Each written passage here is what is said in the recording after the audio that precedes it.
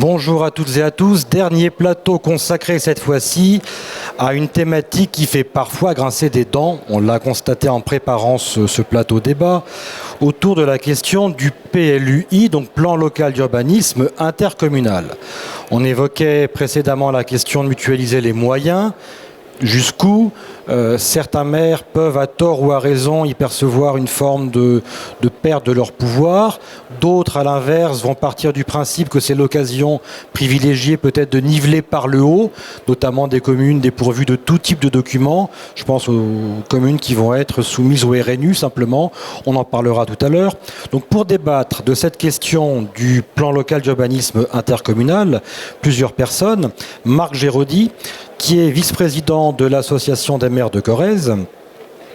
À ses côtés, Étienne Brunet, qui lui aura plutôt la vision, on va dire, d'expertise étatique, c'est-à-dire vous êtes chef de service études et stratégies à la direction départementale des territoires, la DDT. Autre approche avec le volet intercommunal, finalement, comment tout ceci est vécu concrètement sur le terrain avec Alain Simonet, qui préside la communauté de communes du Midi corrézien. On verra tout à l'heure, vous nous en direz quelques mots. Nous rejoindra ensuite Sandrine Thibault avec son œil d'experte en matière de conseiller urbaniste au conseil départemental de Corrèze et en approche témoin national, pourrait-on dire, Christophe Géretti, député, par ailleurs, je crois, spécialiste de ces questions dans une vie antérieure, pas si lointaine que ça. Donc, premier élément, quand on parle de PLUI, je disais un petit peu de façon extrême, ça fait grincer des dents. Marc Géraudy, ça vous évoque quoi le PLU intercommunal? Occasion, crainte, espoir? Pas de bonne chose. Pas de bonne chose, toujours pareil dans le même concept d'intercommunalité où les communes et les élus locaux, communaux ont perdu énormément de pouvoir de décisionnaire sur leur propre commune. Et pourtant, ils sont élus par des gens, par des administrés qui sont là et qui leur demandent beaucoup de choses. Pour moi, le PLUI, c'est l'aboutissement de la loi NOTRe, de la destruction des communes, en fin de compte, retirer en dernier ressort l'urbanisme aux communes pour ne plus décider de qui doit construire où et qui doit faire quoi. Pour moi, le document d'urbanisme doit être traité par les élus, parce que ce sont des gens de terrain, qui connaissent les problématiques de terrain, qui connaissent les problématiques géographiques de la commune, qui connaissent les problématiques familiaux de tout le territoire de la commune. Et par rapport à tout ça, l'urbanisme doit se déclarer, doit évoluer dans la commune d'une façon harmonieuse. Si l'on donne les pouvoirs à des gens extérieurs qui, de leur bureau, de l'agglo, vont décider. Alors bien sûr, on nous dira toujours que oui, mais c'est démocratique, ça sera voté, etc. On sait très bien ce que notre démocratie fait au niveau de ces décisions-là. Inévitablement, beaucoup plus de gens ne seront insatisfaits de ce qui se passe. Alors je sais très bien que l'on nous dit toujours que, notamment au niveau de l'État, que le développement d'une commune et d'un territoire se fait par l'organisation de l'urbanisme, par des PLU bien élaborés, bien ficelés, bien édulcorés. Mais pour moi, je ne pense pas que ça soit une... Alors, c'est pas l'histoire d'être contre... Alors, moi, je pense que les élus locaux doivent maîtriser ce genre de compétences tout en respectant la loi naturellement. Et les lois, il en existe un bon nombre, du Grenelle 1, Grenelle 2, la loi Allure, la loi ALAF, et je dois en passer un certain nombre. Il faut effectivement élaborer nos cartes communales ou nos PLU dans le cadre de cette loi. Déjà, les élus travaillent d'arrache-pied pour que tout cela soit respecté, mais je ne vois pas l'utilité que que les EPCI puissent mettre la main sur cette compétence qui est primordiale pour les élus. Et en plus, c'est certainement la dernière compétence importante qu'il reste aux communes. Alors effectivement, en France, on est dans un système général. C'est-à-dire que la loi sur l'urbanisme, qu'elle soit parisienne, bordelaise, à Seillac ou à Perlevade, ou à Bonnefond. Bonnefond, c'est une toute petite commune de notre chère Corrèze. C'est exactement la même. Sauf que le développement dans ces communes n'est pas du tout le même. Et les besoins ne sont pas du tout les mêmes. Et qui est capable de donner son ressenti et son expertise sur ce développement-là, ce sont les élus locaux. Voilà, ça c'est ce que je pense. Alors on voit déjà, ce témoignage permet de le mesurer, cette crainte sans doute à raison de perte de pouvoir en matière d'outils de planification. Alors, on ne va pas refaire un cours de droit, mais effectivement la loi Allure est passée par là, a prévu globalement, on va dire, un transfert de l'échelon municipal vers l'échelon interco. On va dire que bon an, mal an, c'est le sens de l'histoire, hein, si on raccourcit un petit peu, avec un système de garde-fou qui prévoit une minorité de blocage au niveau municipal pour faire échec à ce transfert automatique. Mais on a quand même le sentiment que le blocage ne sera pas éternel. Alors je me tourne vers Étienne Brunet. Je le disais de façon un petit peu résumée peut-être, c'est le sens de l'histoire, les PLUI. Pourquoi est-ce que, alors j'allais dire l'État, à part que la loi l'a bien voulu auparavant, on est bien d'accord, mais pourquoi est-ce que l'on encourage aujourd'hui les plans locaux d'urbanisme intercommunaux ? Alors, je parlerai d'abord de stratégie. Il me semble qu'aujourd'hui, un territoire, on le pense à l'échelle de vie de ses usagers, habitants ou usagers du territoire, qui sont de plus en plus des systèmes territoriaux à grande échelle. C'est-à-dire qu'on habite de plus en plus rarement là où on travaille, là où on consomme, là où on a des activités, surtout dans un territoire attractif et touristique comme la Corrèze. Et c'est pour ça que l'aménagement d'un territoire, sa stratégie, elle devient pertinente à minima à l'échelle intercommunale pour intégrer cette réalité de déplacement, de mouvement des gens sur un territoire. Et donc dans un projet de territoire, c'est important d'avoir cette donnée de systèmes territoriaux qui sont de plus en plus éclatés au-delà de nos frontières et limites administratives que parfois on ne se rend pas compte quand on les franchit. Deuxièmement, c'est parce que la planification de l'urbanisme, ça intègre un nombre assez incroyable et complexe d'enjeux, notamment celui du développement durable d'un territoire qui inclut tout un tas de données et de thématiques qu'il faut arriver à synthétiser dans ce plan d'aménagement et qui là aussi dépasse en échelle souvent nos limites administratives, soit communales, voire intercommunales. Donc dans un document d'urbanisme, on parle certes dynamique démographique, on parle aussi activité économique, mais on parle aussi continuité écologique, environnement, tourisme, mobilité à plus ou moins grande échelle. Donc tout ça, ce sont des choses qu'il faut penser à plus grande échelle. On parle centre-ville, on parle périurbanisation, et donc toutes ces données-là sont intégrées dans le projet de territoire. On demande d'intégrer des politiques publiques comme celle de l'habitat ou de la mobilité. Ça peut faire partie du document d'urbanisme, qui peut valoir PLH ou PDU. Ensuite, il y a une deuxième dimension qui est celle de la coopération et de la solidarité sur un même territoire. Je pense que Madame Thibault en parlera peut-être tout à l'heure, mais on est sur une diversité de situations réglementaires sur le territoire qui est assez complexe, avec des documents, alors soit pas de documents, soit des documents de différentes générations. Et donc, d'une commune à une autre, il y a une très grande inéquité, ou en tout cas peu de lisibilité dans les règles d'urbanisme, vu la différence entre les différents documents. Ce qui est souvent pas très bien compris pour les gens qui viennent s'installer.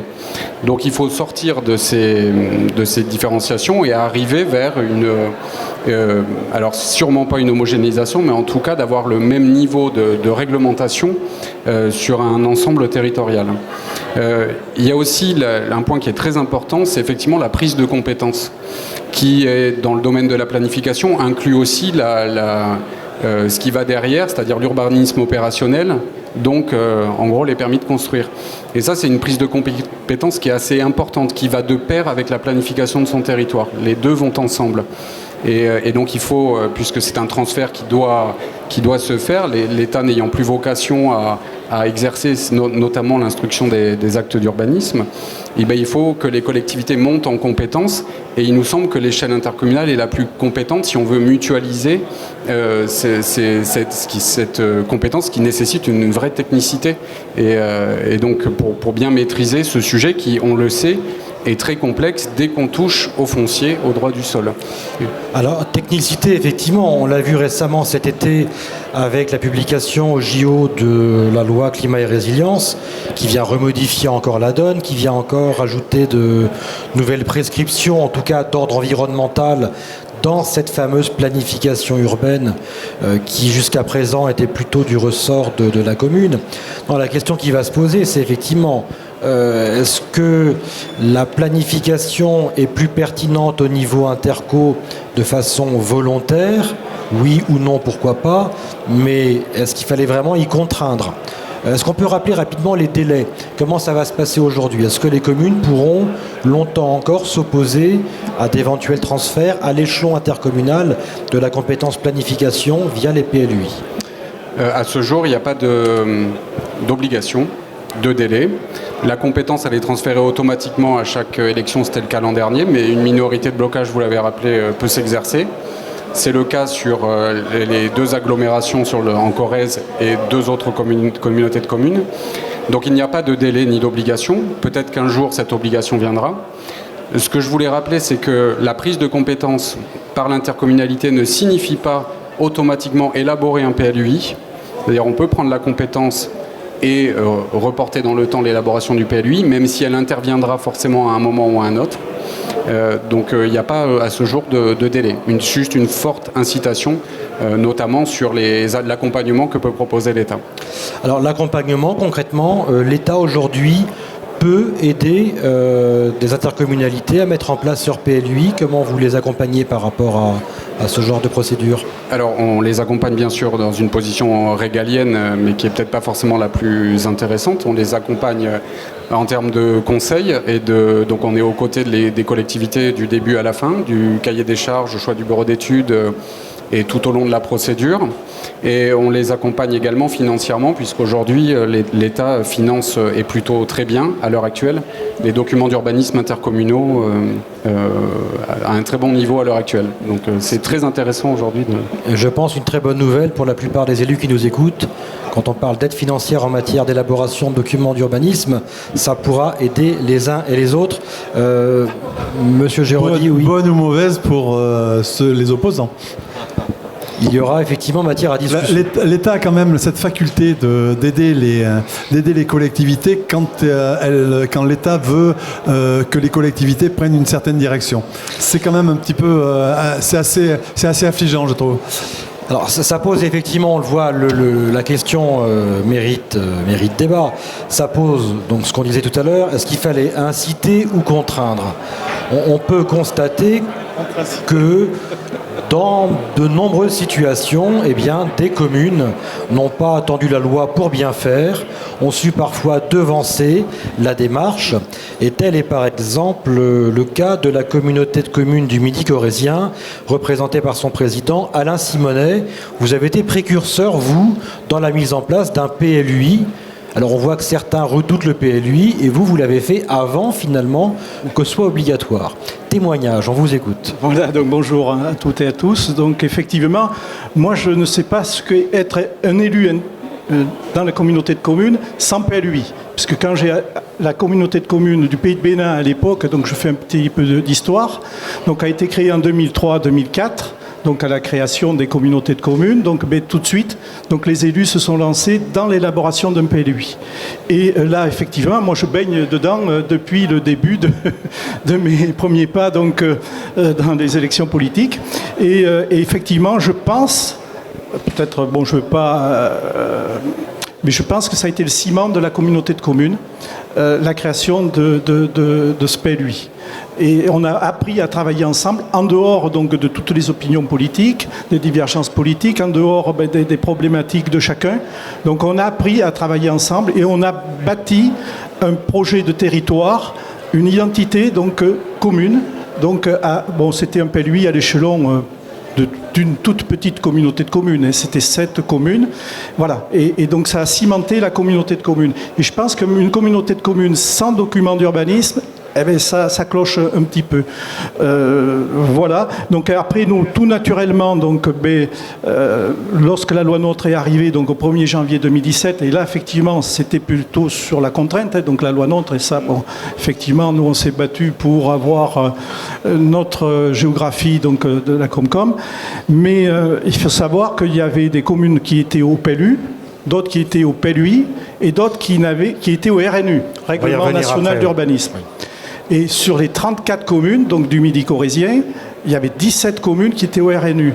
Et là, bon, moi, donc, je ne suis pas tellement d'accord parce qu'effectivement, on laisse les clés du camion, les clés de l'urbanisme à l'État. Puisque l'élu, le maire, n'a aucune pression sur le permis de construire. Alors qu'en élaborant donc, ce PLUI, il est acteur, même si depuis 2003, et là je le concède, la réglementation a été de plus en plus stricte. Il y a eu le SCOT, il y a eu le SRADET, il y a eu, tu l'as dit, donc les lois Allure, il y a maintenant la loi climat. Mais qu'on soit dans un PLU ou qu'on ne soit pas dans un PLUI, eh bien, effectivement, ces lois s'appliquent. Donc autant que l'élu pèse sur l'identité du territoire. Et pourquoi un PLUI et non pas, par exemple, nous on aurait pu faire à la limite 34 PLU. Oui, mais pour moi, c'est pas. Donc la communauté de communes, elle aurait été éclatée d'elle-même. Je pense 34 PLU. Bon, j'exagère, tous les maires ne se seraient pas lancés dans un PLU, mais il y aurait eu des divergences, effectivement, dans la vision du territoire. Et donc, ce qu'on a fait, et je pense que d'autres, là, je vois également donc Accentri qui sont présents, qui se sont lancés dans un PLUI, donc ont déjà donc travailler au niveau des élus pour essayer de bâtir une identité commune du territoire, donc un projet de territoire. Et c'est à partir de ce moment-là donc, qu'on travaille donc, les documents d'urbanisme. On ne va pas tout de suite faire le zonage en disant mais telle parcelle est constructible ou pas. Donc on bâtit ce qu'on appelle le PADD, le plan d'aménagement de développement durable. Et c'est ça qui est c'est l'élément clé du document d'urbanisme. Et c'est à partir de là qu'on peut bâtir, que les élus donc, peuvent avoir une vision partagée, une vision commune donc, sur le devenir du territoire. C'est un devenir à 10 ans. Il ne faut pas non plus... voilà. Parce qu'effectivement, les écueils, là vous aviez parlé là, donc, des vigilances à avoir. Effectivement, donc... Première vigilance, il faut effectivement se faire aider. Là, vous l'avez dit, M. Brunet, il faut qu'il y ait une concertation permanente donc, avec les services de l'État. Donc on n'est pas toujours d'accord, mais voilà, qu'il y ait des échanges permanents pour arriver après à un document abouti. Et tout le long du parcours du PLU, il ne faut pas attendre la fin de l'enquête publique pour savoir si l'État est d'accord ou pas. La vigilance à avoir, là, c'est effectivement maintenant, il y a la fameuse MRAE, c'est l'autorité environnementale qui est à Bordeaux. Et donc ce document PLUI donc, doit être estampillé par la MRAE. Et là, bon, on n'est pas à Bordeaux, hein. On est dans un territoire rural. Et là, par contre, là, voilà, c'est une vigilance à avoir sur ce côté-là. C'est l'interprétation de la réglementation, comment elle se fait. Bon, effectivement, à Chenaille-et-Maché ou à Albignac, 250 habitants, c'est pas la même chose qu'à la métropole bordelaise. Donc ça, c'est une vigilance à avoir. Une vigilance aussi au niveau élu, mais voilà, c'est normal. Donc on a tendance à se focaliser sur la commune, alors qu'il faut avoir une vision globale du territoire, implanter des infrastructures peut-être dans tel centre-bourg et pas dans d'autres, etc. etc. Et là, donc effectivement, il faut ne pas bâtir 34 PLU. Et il faut bâtir un seul PLUI de 34 communes. Pour nous, Midi corrézien, je parle. Et moi, je pense que le proverbe qu'on répète souvent, c'est seul, on va plus vite, mais ensemble, on va plus loin. Et je crois qu'il faut qu'on se le répète, les élus, pour travailler ce dossier. Mais c'est sûr que c'est un travail de longue haleine, et c'est le parcours du combattant, quelque part. Mais une fois que ce travail sera abouti, nous, on n'a pas abouti ce travail, mais je pense que c'est un travail qui est très très intéressant et pour l'élu l'élu et même le pétitionnaire, une fois que le document est terminé, c'est une facilité. Effectivement, le pétitionnaire vient, il sait tout de suite, même par Internet, il va sur le site Géoportail, il voit tout de suite si la zone est constructible, pas constructible. Le maire voit effectivement le règlement qu'il peut y avoir sur la zone constructible, etc. Mais, je le répète aussi, le PLUI, ce n'est pas que pour planter des zones constructibles. C'est l'aménagement du territoire et surtout, il ne faut pas oublier, bien sûr, ce qui est l'ADN, c'est la préservation des espaces naturels et agricoles. Et donc ça, c'est très très important. Et je pense que les générations même à venir sont même encore plus pointues sur ce sujet-là que nous. Et ça, il ne faut pas le louper. Et puis effectivement, il y a toutes les zones d'énergie renouvelable, puisque le SRADET, le schéma régional bâti par la région Nouvelle-Aquitaine va imposer des zones d'énergie renouvelable. Tout ça, c'est à travailler ensemble. Effectivement, moi, par exemple, je pense, Bénin peut dire, moi je mets cette zone-là, mais elle n'est peut-être pas pertinente, elle peut être exactement sur la commune voisine. Donc c'est ça, de travailler ensemble qui permet de façonner notre territoire. Alors vous allez très loin, parce qu'en fait, pour vous, non seulement le PLUI est un instrument intelligent de mutualisation, pourrait-on dire, mais vous parlez même de ciment de l'intercommunalité. Ça va très loin. Alors pour être plus concret encore, vous l'avez dit, c'est complexe, il faut se faire accompagner. Oui. Combien de temps ça prend? Combien ça coûte de faire un PLUI? Ah oui, ça coûte, oui, c'est des centaines de milliers d'euros à l'échelon d'une communauté de communes comme la nôtre. Voilà. Après, effectivement, les aides, M. Brunet l'a bien dit, les aides sont là pour le PLUI, qui bien sûr atténuent le reste à charge. Les tarifs sont forcément très variables, donc c'est toujours très délicat de donner des prix. Bien sûr. Mais à l'heure actuelle, c'est vrai qu'on voit à l'échelle de la commune, on est entre 9 000 et 12 000 euros pour la commune, si on ramène à la commune, on va dire. Oui. Pour donner un ordre de grandeur, puisque les collectivités sont de taille et de complexité très variables. Et les aides de l'État vont de 65 à 80%. Donc vous voyez 34 communes, vous voyez un petit peu le... Et en termes de durée, c'est-à-dire est-ce que globalement une commune qui aujourd'hui s'engage sur un PLUI peut raisonnablement escompter en voir le jour avant la fin du mandat 2026 ? Ah oui, bien sûr. Oui. Les premières phases, qui sont les phases d'études, dépendent du rythme que l'on donne au bureau d'études. Et après, on passe dans une phase, on va dire, administrative, où là, les délais sont, on va dire, plus réglementaires. Et on dit une durée de 2 ans et demi semble un minimum entre le démarrage et le caractère exécutoire du document. Après, ça dure souvent, effectivement, plus longtemps. Oui. Alors après, effectivement, une vigilance à avoir, c'est effectivement d'avoir un bureau d'études qui soit présent sur le terrain. Mmh. Parce que moi, par le passé, effectivement, on avait eu la première création de PLU à Bénin, donc après la révision de PLU et le bureau d'études qui était à 400 ou 500 km, mais qui n'était pas présent sur le terrain ou très peu. Là, c'est beaucoup plus difficile que s'il y a une présence régulière sur le terrain et sur chaque commune. Il faut que le bureau d'études appréhende bien tous les espaces du territoire pour répondre aux attentes des élus. Et dernière question à M. Brunet avant d'accueillir Mme Thibault du conseil départemental. Dans le département de la Corrèze, aujourd'hui, vous disiez, alors à part les 2 grosses agglos qui sont plutôt réticentes à cette démarche, on en est où par rapport à l'avancement des PLUI pour les années à venir? On a un PLUI approuvé, celui de Ventadour-Égletons-Monédière, qui a d'ailleurs été élaboré assez rapidement et sans trop de difficultés, on va dire. Et 4 autres intercommunalités qui sont en cours d'élaboration. D'accord. Le reste, 3 autres intercommunalités, Haute-Corrèze Communauté, Xaintrix-Val d'Ordogne et Midi-Corrézien, qui élaborent leurs documents. Et on a aussi une intercommunalité, Vézère-Monédière-Mille-Sources, qui elle a la compétence, mais n'a pas choisi d'élaborer un PLUI. Donc c'est pour montrer qu'on peut prendre la compétence sans avoir à élaborer un document intercommunal. Alors, étant entendu aussi, on ne l'a pas évoqué, qu'il y a 2 aspects. Il y a la compétence transférée ou pas en matière de plan local d'urbanisme intercommunal, et il y a également la compétence en matière d'instruction des demandes de permis, qui est encore une chose à part. Donc on peut très bien rester sur un PLU tout simple, faire instruire ces demandes de permis au niveau interco, sans qu'il y ait de fait un transfert automatique de la compétence. Non, mais souvent ça va de pair quand même. C'est-à-dire l'élaboration d'un document d'urbanisme va avec, pour les documents qui n'en ont pas, signifie la prise de compétence ADS, sauf dans certains cas très particuliers. Mais les communes qui sont aujourd'hui au RNU et instruites par l'État, si elles élaborent un document d'urbanisme, prennent la compétence ADS, on va dire, en même temps. D'accord.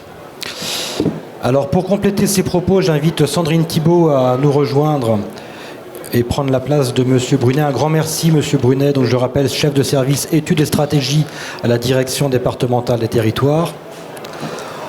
Alors, les urbanistes, vous savez, on a beaucoup de sigles dans le jargon. On parle de PLU, PLUI, RNU, etc., etc. On va être plus simple, on va essayer d'y voir un petit peu plus clair avec Sandrine Thibault.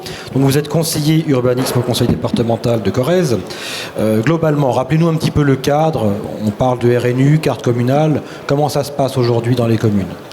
Alors aujourd'hui, ça a été, les personnes qui sont intervenues l'ont expliqué un petit peu. Donc aujourd'hui, en gros, vous avez les communes qui sont sous règlement national d'urbanisme. Donc là, c'est le principe de la constructibilité limitée qui s'applique. C'est-à-dire que, grosso modo, vous ne pouvez pas construire hors d'une partie déjà urbanisée. Donc il y a des critères, sauf exception, type bâtiment agricole, pour faire simple.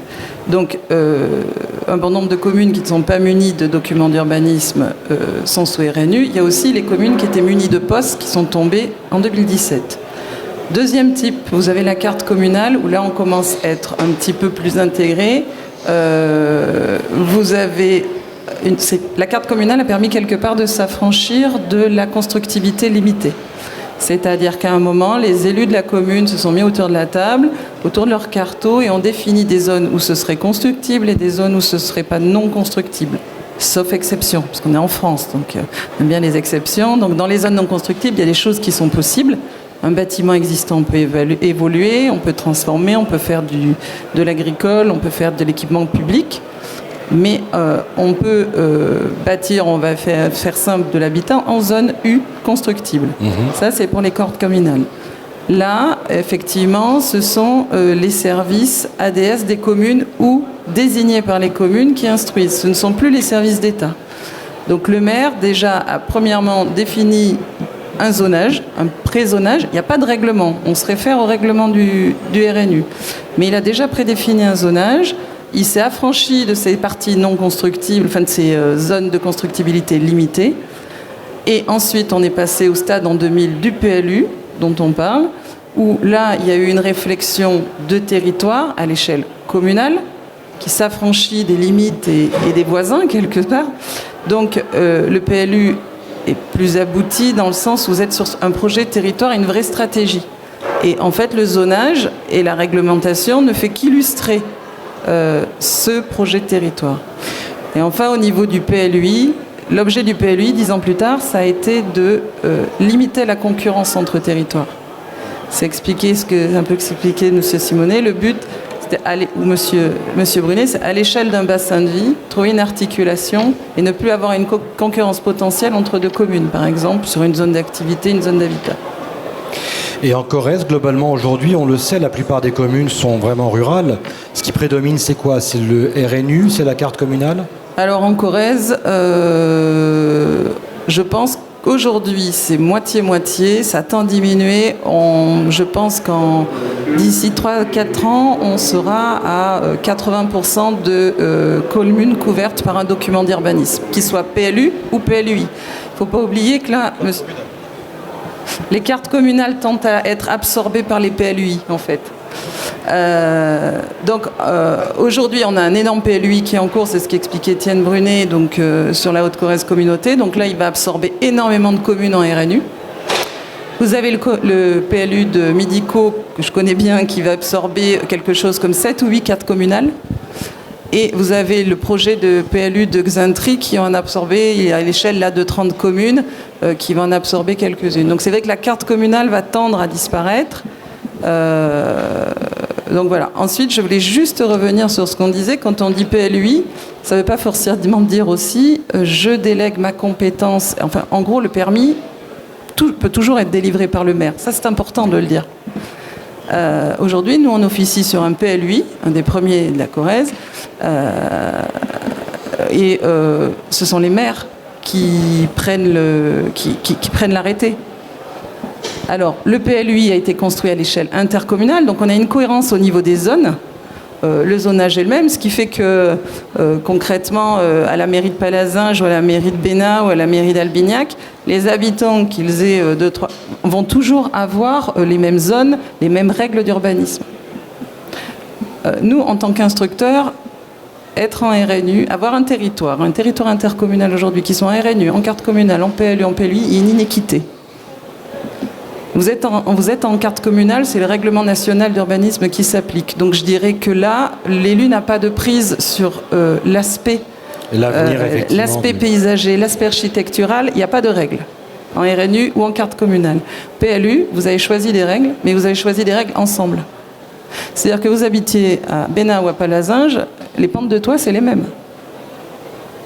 Alors j'entends bien effectivement les avantages de la cohérence. Vous avez utilisé quand même le terme un PLUI qui absorbait. Donc on ressent sur l'image la rationalisation intercommunale avec ses bons côtés également, je vous rassure. Est-ce qu'on pourrait aller plus loin encore et considérer ou pas, votre point de vue, que les PLUI peuvent constituer une opportunité finalement pour des communes rurales qui sont dépourvues de tout type de documents? Alors, très clairement, être dépourvu de tout type de documents, il faut absolument passer ce cap. Après, moi, j'ai une vision plus contrastée. Le PLUI, à l'échelle d'un bassin de vie relativement urbain, est très pertinent.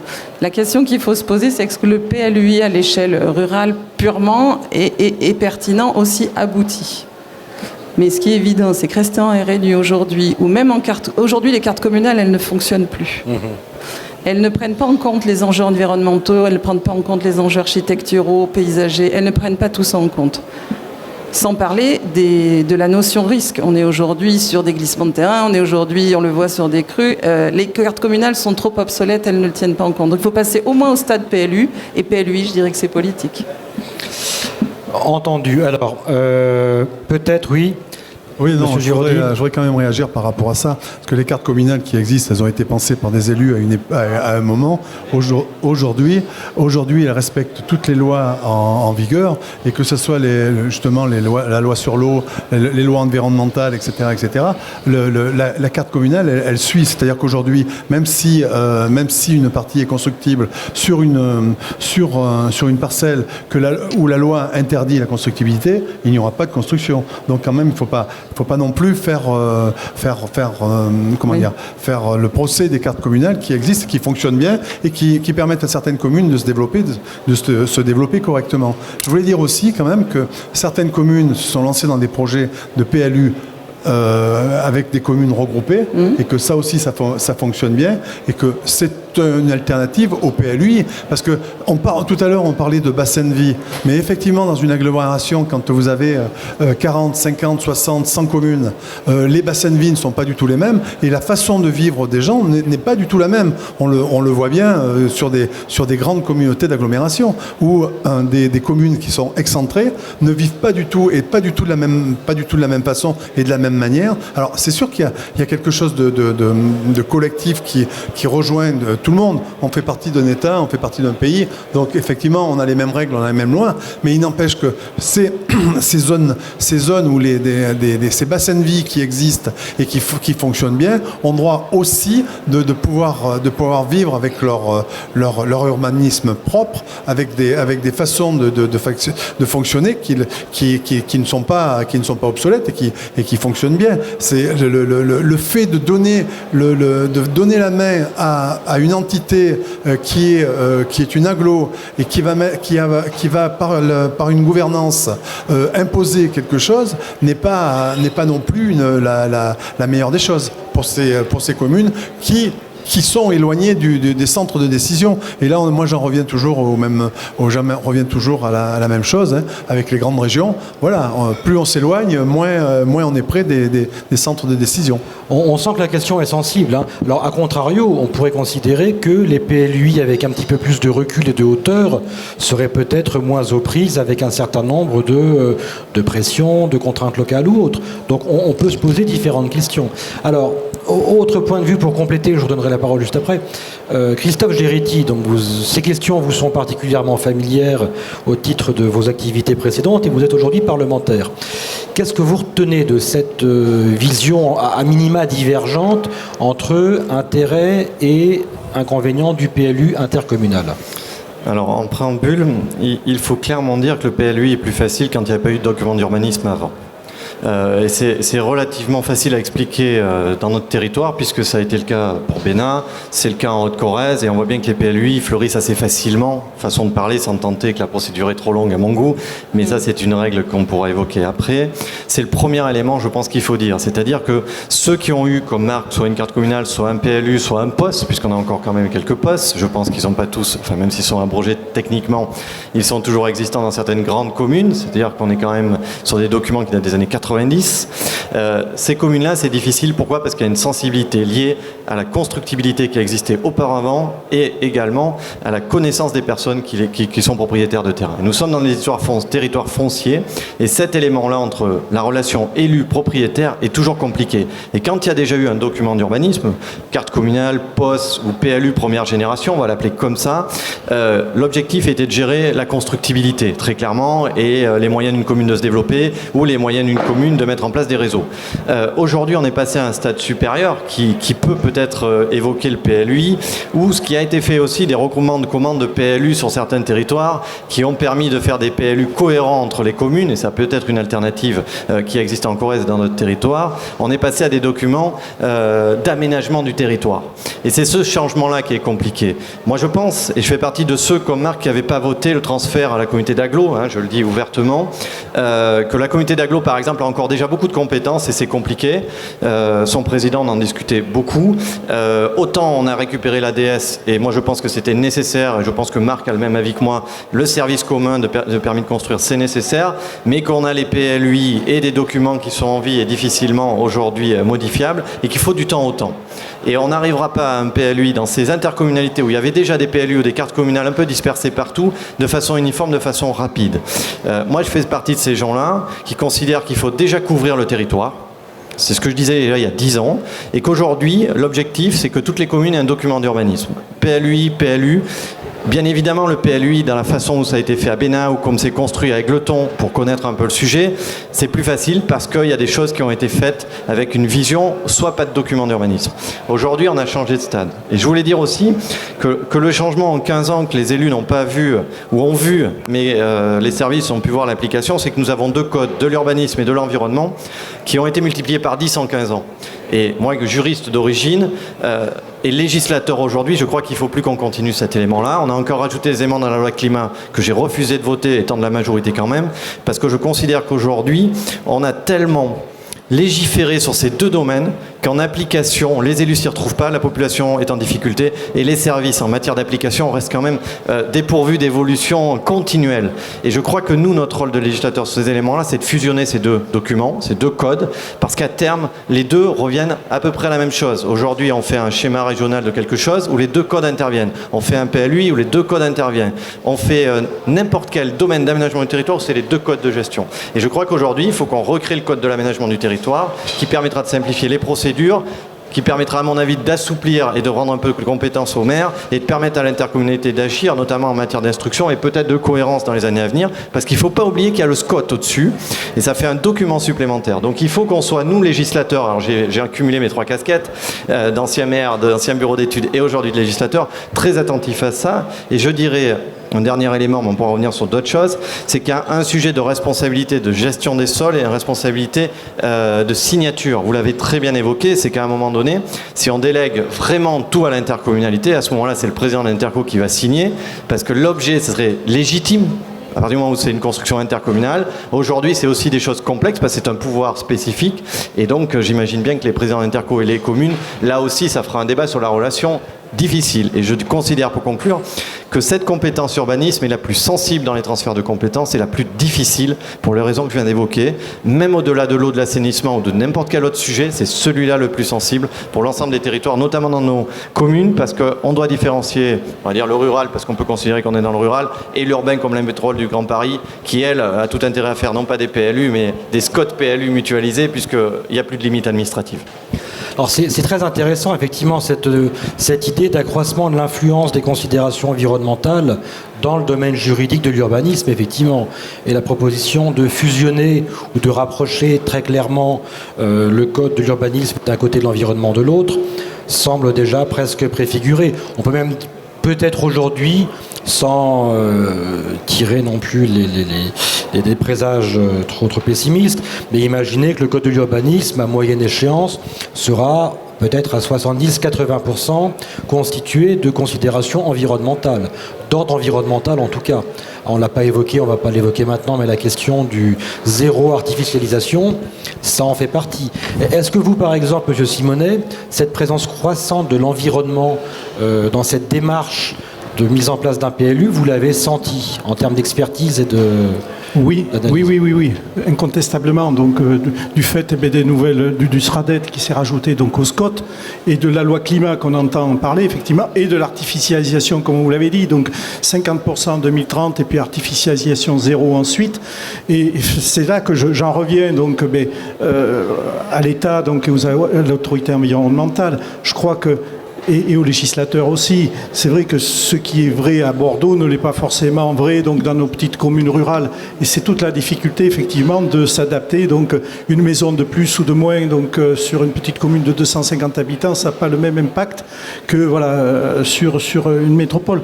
Et ça, je crois qu'il faut que tous les élus à tous les niveaux donc en prennent conscience et notamment le législateur et l'État donc pour essayer d'adapter donc au terrain, de s'adapter au terrain.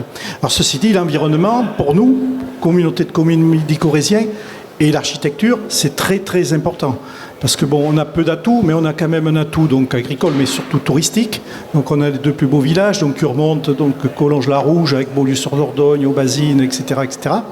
Et donc il faut qu'on y prenne garde, parce qu'effectivement, le tourisme, beaucoup vivent du tourisme, mais c'est induit aussi, donc après il y a les producteurs qui vivent du tourisme, etc., etc., et le paysage qui se referme, etc., etc. Donc tout ça, c'est à travailler de pair. Et nous, dans l'élaboration du PLUI, bien sûr que l'environnement et l'architecture aussi est à prendre en compte. Par exemple, Collonges-la-Rouge, voilà, c'est spécifique, et le règlement, ce ne sera pas le même qui va s'appliquer sur Palazinge ou Bénin. Et donc ça, il faut y prendre garde, effectivement. Et je le sens aussi dans les nouvelles générations, effectivement, qui viennent nous voir, ou les plus jeunes, ils sont beaucoup plus sensibles à l'environnement que des générations, excusez-moi, comme la mienne. Cette perception et cette prise en compte de l'environnement, vous, Madame Thibault, c'est quelque chose que vous ressentez lorsque vous apportez des conseils aux élus ruraux, par exemple ? Alors nous, c'est quelque chose qui est prégnant au niveau de l'instruction. De toute façon, nous, comme disait M. Géretti, on se réfère au code de l'urbanisme, et derrière il y a le code de l'environnement, puis derrière il y a le code du patrimoine. Et pour rebondir et vous répondre, en fait, les cartes communales, moi je ne décris pas les cartes communales, elles ont au contraire le mérite d'exister, oui. Et c'est quand même un grand pas par rapport au RNU. Donc je ne me suis pas bien fait comprendre. Ce que je veux, en fait, M. Simonet a ouvert la porte, c'est que la carte communale n'a pas de règlement. Et je trouve que là, à un moment, il y a des élus qui se mettent autour de la table, qui ont des décisions, mais vous ne maîtrisez pas votre territoire. C'est à ce niveau-là que vous ne maîtrisez pas l'image de votre territoire et ce que vous voulez en faire. C'est juste ce que vous voulez dire. Après, par contre, moi, techniquement, je pense que le PLUI est quelque chose d'intéressant pour un certain type de territoire. En milieu extrêmement rural, je l'ai déjà dit, M. Simonet, je ne sais pas s'il est le plus pertinent. Je me demande s'il ne faudrait pas trouver un intermédiaire entre quelque chose d'allégé, quoi. Je parle aux législateurs, parce que ça me semble quand même des fois sur des communes très très rurales, où il n'y a même pas un bourg, très complexe, et on perd en lisibilité, je pense. On n'est pas sur le bon outil, mais bon, il a au moins le mérite d'exister, voilà. Christophe Géretti, on interpelle le parlementaire. Oui, alors je vais revenir même plus en arrière dans mon histoire. C'est qu'à l'époque, j'avais imaginé un SCOT avec une carte communale. C'est-à-dire, je supprimais une forme de PLUI. Et pour cette commune que vous évoquiez, je considérais qu'une carte communale était suffisante et le SCOT mettait une forme de réglementation générale. Et on consolidait le SCOT qui permettait d'avoir la liaison intercommunale et qu'on ait la carte communale uniquement le document juridique. Et le règlement, on l'intégrait au SCOT. Mais ça, c'était une réflexion de juriste à l'époque des mémoires où on s'amuse, comme dirait l'autre, mais c'était un sujet. Après, oui, je pense qu'il va falloir qu'on améliore pour simplifier et différencier, à mon avis, certains types type, on l'a dit, de collectivités avec d'autres et certains besoins par rapport à d'autres. Et je pense que la loi climat qui a été votée et évoquée d'ailleurs, ainsi que les paquets climat qui vont arriver avec l'Europe sur le zéro artificialisation, sur l'énergie, sur tout ce qui va s'en suivre derrière et découler en directives et qui vont être appliquées sur le territoire, on a tout intérêt non pas à différencier, mais à expérimenter probablement d'autres outils. Pourquoi ? Parce qu'aujourd'hui, on va en donner la possibilité, et le législateur va travailler là-dessus, on espère, dans les années à venir, mais ça, l'avenir nous le dira, pour permettre à la fois de la différenciation spécifique. On a voté une loi de différenciation qui permettra peut-être aux services de trouver des parades, ou peut-être pas d'ailleurs, parce que ça les rendra en difficulté, et peut-être aux élus d'adapter aussi les documents. Donc là aussi, on a un travail qui a commencé, on a une loi sur la différenciation, qui n'est pas simple parce qu'il y a des problèmes constitutionnels, et je pense que ça peut être une réponse au-delà de créer un nouvel outil, c'est-à-dire d'adapter les outils qu'on a existants. C'est un sujet complexe parce que certains nous reprochent justement de rendre une inégalité de territoire, alors qu'on souhaite justement rendre l'égalité au territoire, c'est-à-dire permettre la constructibilité et la protection en même temps, avec une échelle différente, puisque les territoires sont tous différents, et on le sait bien, en France, on a tous les territoires possibles et inimaginables, puisque je compte quand même les dom-toms à l'intérieur. Et plus loin encore, dans les futures lois, faisons du juridique fiction, est-ce qu'on pourrait imaginer qu'un jour ce soit un président d'intercommunalité qui délivre au nom de l'interco les permis de construire ? Mais c'est déjà le cas pour ceux qui veulent le faire. On peut transférer, enfin je ne vais pas répondre, mais on peut transférer les éléments à l'intercommunalité. Je pense qu'il doit y en avoir dans certains territoires. Nous, on ne doit pas en avoir. Si, peut-être. En Corrèze, à ma connaissance. Non, il n'y en a pas en Corrèze, mais c'est quelque chose qui peut être fait. Je pense que c'est des choses qui seront faites dans des petites intercommunalités au départ, et probablement à terme dans les grosses, si un jour ça y vient dans les PLUI. Mais je pense que déjà, le fait que l'instruction soit faite au niveau intercommunal est une bonne chose, parce que ça permet déjà d'avoir une vision globale de son territoire, et ça permet aux services instructeurs qui gèrent tous les documents d'urbanisme, même s'ils sont individualisés par commune, d'avoir tous les éléments et de voir les failles ou peut-être les difficultés qu'on peut avoir en ligne administrative en mettant entre une zone agricole et puis une zone industrielle qui est juste à côté. Voilà, ça permet quand même cet élément-là, il ne faut pas l'oublier. Et on a des systèmes d'information géographique aujourd'hui où on cumule en fait tous les plans et tous les documents, et qui permettent aux services qui travaillent sur ces sujets-là de cumuler tous les documents de chaque commune. On va pas dire que c'est un PLU intercommunal ou un document intercommunal, mais ça leur permet d'avoir une base intercommunale. Et ça, c'est aussi très important. Mais on est aussi, et comme vous l'avez dit, on en a parlé tout à l'heure, c'est qu'on est dans une vision 2015, donc c'est très récent ces évolutions, d'aller sur le PLUI, d'aller plus vite.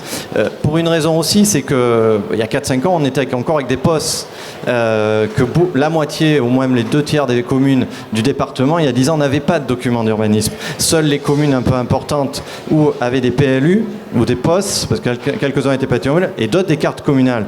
Et donc, c'est aussi cet élément-là qui est difficile à appréhender, c'est qu'il y en a qui étaient plus en avance que d'autres. Marc Géraudy, ça vous convainc? Ça vous réconcilie un petit peu avec le PLU? Non, je ne vais pas être convaincu, de toute façon, c'est pas le problème. Mais on s'aperçoit quand même sur les discours qu'une chose est importante, c'est la diversité. C'est-à-dire que moi, je suis tout à fait d'accord que dans des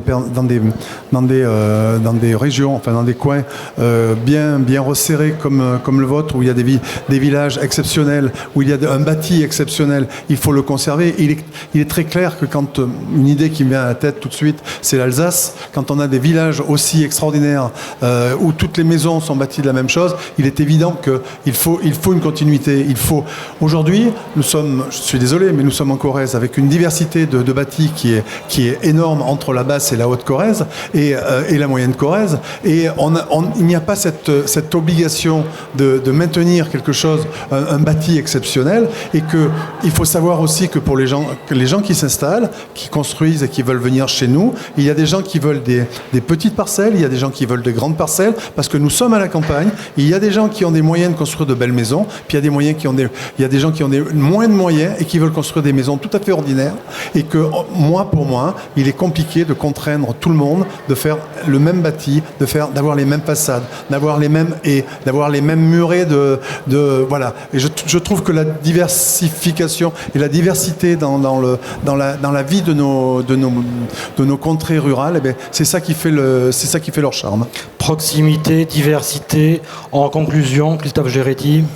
Oui, je crois qu'il faut déjà conclure que c'est la compétence la plus complexe à mettre en œuvre si elle passe à l'intercommunalité, au-delà de l'instruction, de la gestion des permis de construire ou des autorisations d'urbanisme.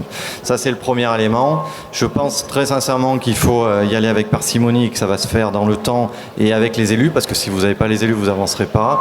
Et le troisième élément, c'est que ceux qui l'ont réalisé sont des exemples à mettre en œuvre et de voir s'ils peuvent le faire. Après, il faut laisser la possibilité, et ça c'est le législateur qui parle, et qui passe aussi, d'avoir des PLU qui fonctionnent et plutôt aussi promouvoir des regroupements de PLU, à lancer des PLU et au moins qu'ils se fassent. Et après, si ça doit passer intercommunal, ça passera intercommunal. De toute façon, aujourd'hui, ce qu'on est en capacité de faire avec le système d'information géographique, c'est de superposer l'ensemble des PLU ou de les cumuler les uns à côté des autres pour voir déjà la cohérence. Et c'est déjà cette étape-là qu'il faut construire.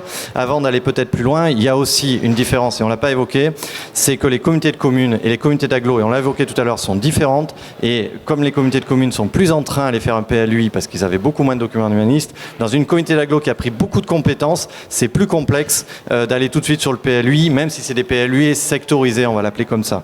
Donc je pense qu'il faut y aller avec parcimonie et que nous, le législateur, il faut qu'on mette un peu de souplesse pour que les services puissent appréhender les choses avec différenciation sur les territoires, parce qu'on sait très bien que derrière nous, on vote la loi, mais il y a l'application de la loi et quelquefois c'est compliqué pour vous et je l'avoue, c'est pas toujours le plus simple entre nous, ce qu'on a voté, qui est généraliste, et ce qui peut être appliqué dans le territoire parisien ou le territoire... c'est y a quoi.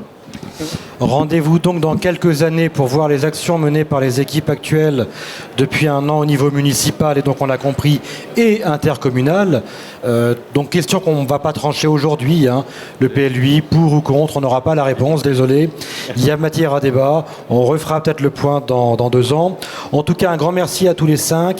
Marc Géraudy, Sandrine Thibault, Alain Simonet, Étienne Brunet, Christophe Géretti. On se retrouve prochainement en tout cas pour réévoquer ces questions au travers, on va le dire, du carrefour des collectivités territoriales de Brive-la-Gaillarde. L'occasion encore une fois de vous remercier les uns et les autres. À très bientôt.